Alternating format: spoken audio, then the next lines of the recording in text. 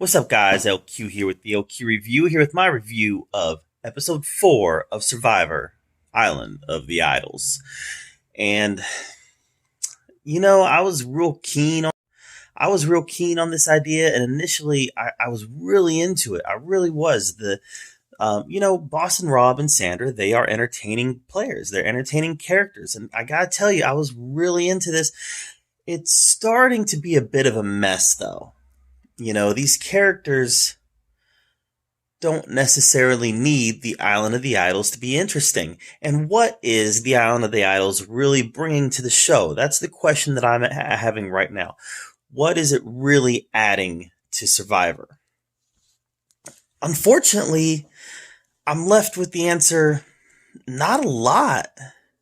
It's nice seeing Boston Rob and Sandra back. I love them. I think they're great characters.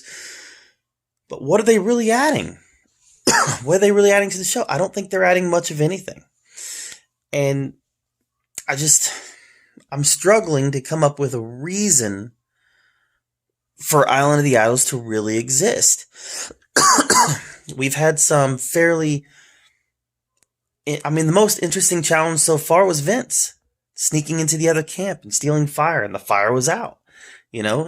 Hasn't been horribly interesting other than the novelty of having those two characters back. But all that being said, we gotta talk about Nora. Nora. You do not have the gift of persuasion. You do not have the gift of persuasion.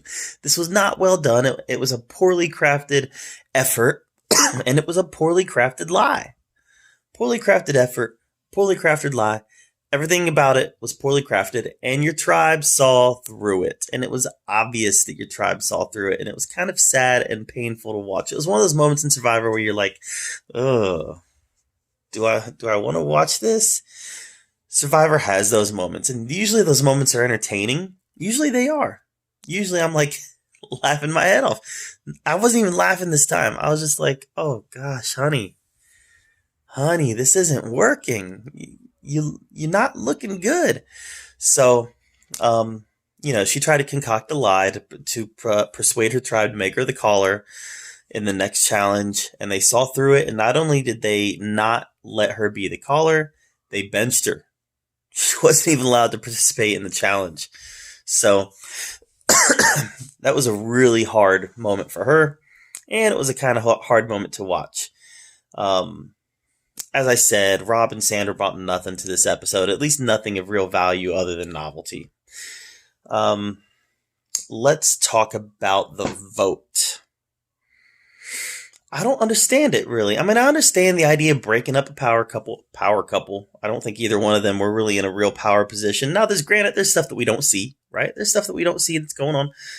But I wasn't watching that thinking, man, Chelsea's in a power position. They better watch out for her. I didn't get that at all. I kind of got the whole Chelsea's flying under the radar. They better watch out for her, if anything. Because there was no power position being held by Chelsea. But for whatever reason, they felt the need to get rid of Chelsea, and that's fine. She was a non-player, to be honest with you. Until this episode, I kind of wasn't even sure that she was on the show. I kind of forgot she was on the show. So, all that being said, when you look at pre-merge episodes can often be difficult. They can often be slow. They can often be hard to get into because we don't know the characters, and there's not any real stakes yet.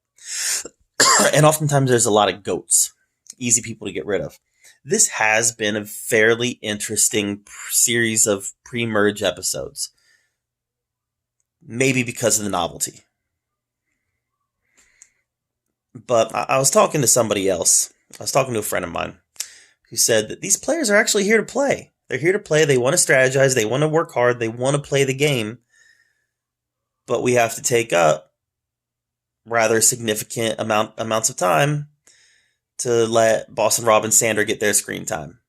So, I don't know. I'm kind of mixed about it right now. I'm not really against it.